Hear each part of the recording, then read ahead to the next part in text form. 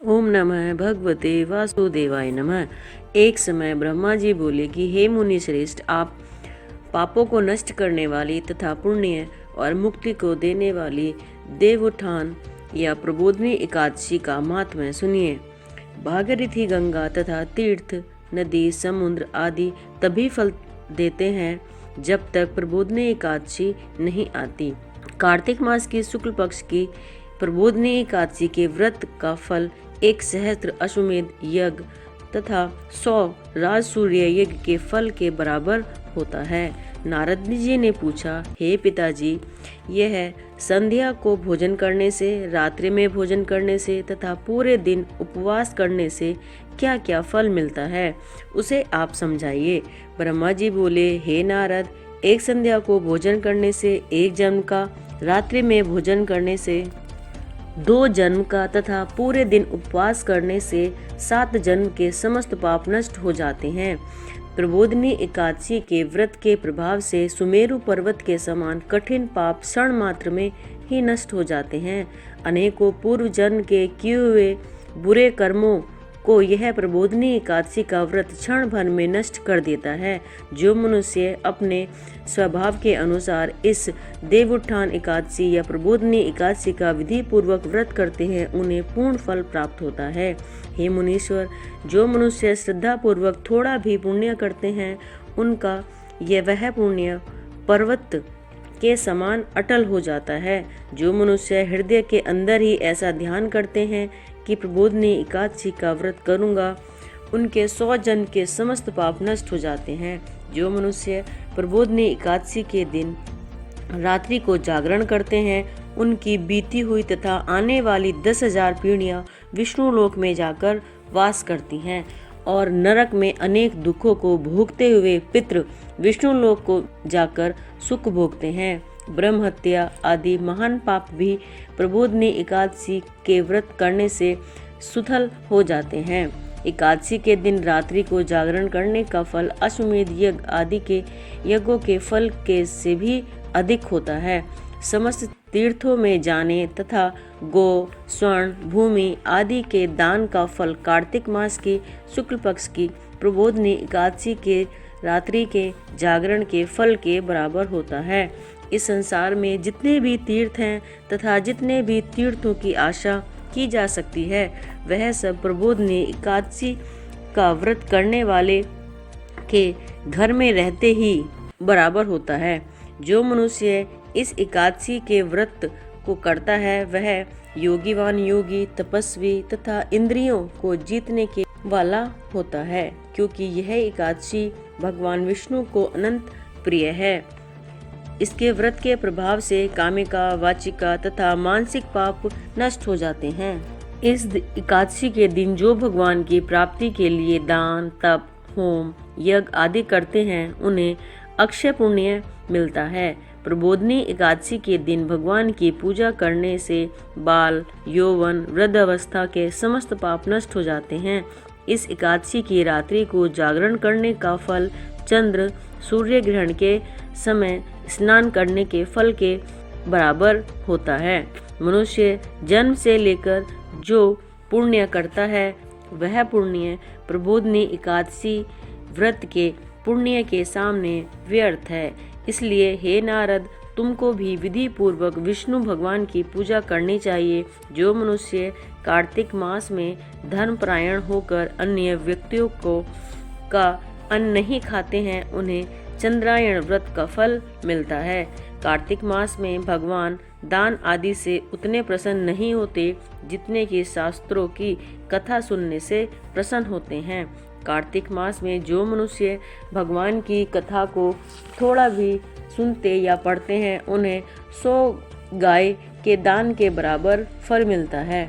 मनुष्य कल्याण के लिए विष्णु भगवान की कथा सुनते हैं, वे अपने कुटुंब का उद्धार करके 1 सहस्त्र 100 गौ का दान का फल पाते हैं। जो मनुष्य प्रबोधिनी एकादशी के दिन विष्णु की कथा सुनते हैं, उन्हें 7 दीप के दान का फल मिलता है।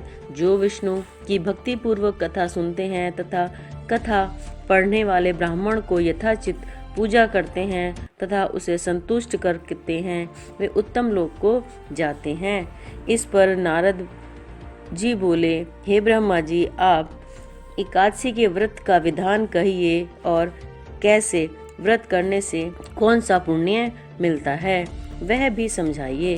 ब्रह्मा जी बोले, हे नारद जी, इस एकादशी के दिन मनुष्य को ब्रह्म मुहूर्त में उठना चाहिए तथा नदी, तालाब, कुआं आदि पर स्नान करके व्रत का नियम ग्रहण करना चाहिए। उस समय भगवान से विनय करनी चाहिए कि हे भगवान, आज मैं निराहार रहूंगा और दूसरे दिन भोजन करूंगा, इसलिए आप मेरी रक्षा करें। इस प्रकार विनय करके भगवान की पूजा करनी चाहिए। उस रात्रि को भगवान के समीप गीत, नृत्य, बाजे तथा कथा आदि से व्यतीत करनी चाहिए।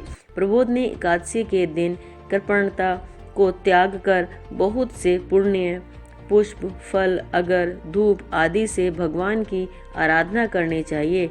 शंख के जल से भगवान को अर्घ्य देना चाहिए।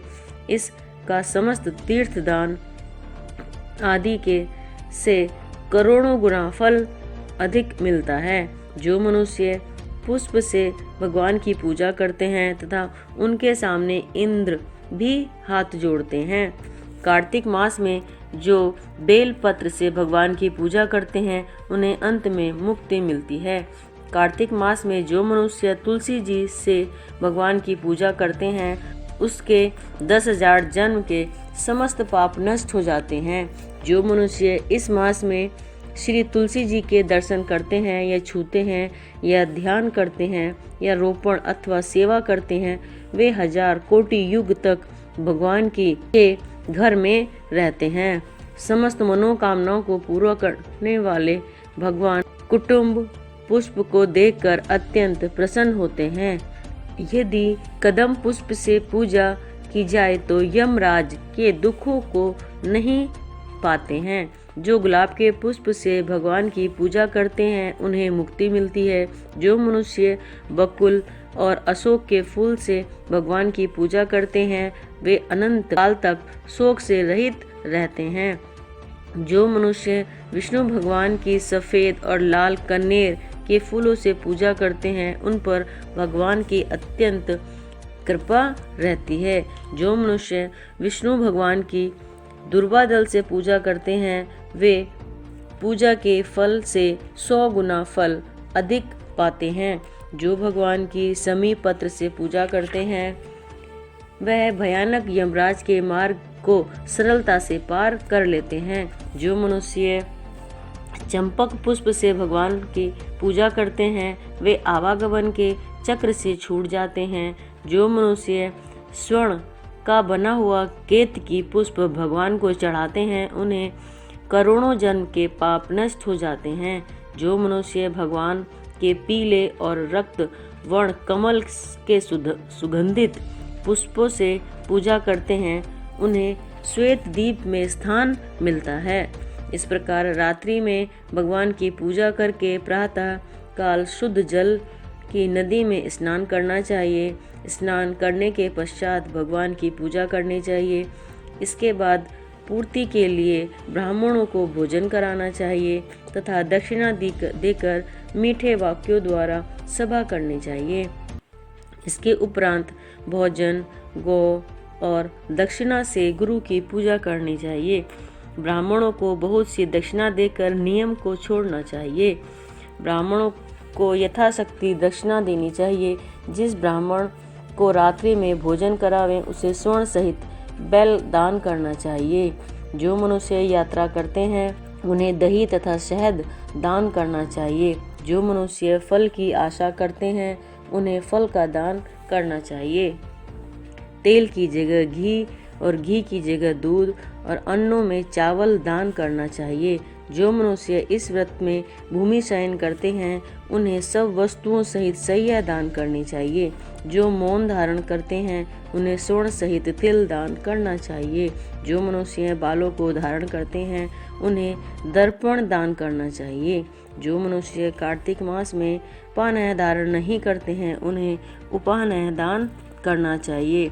जो इस मास में नमक त्यागते हैं, उन्हें शक्कर दान करनी चाहिए। जो मनुष्य नित्यव्रती देव मंदिर में दीप जलाते हैं उन्हें स्वर्ण या तांबे के दियों को घी तथा बत्ती सहित दान करना चाहिए। जो मनुष्य चतुर्मास व्रत में किसी वस्तु का त्याग देते हैं उन्हें उस दिन उन्हें पुनः ग्रहण करना चाहिए।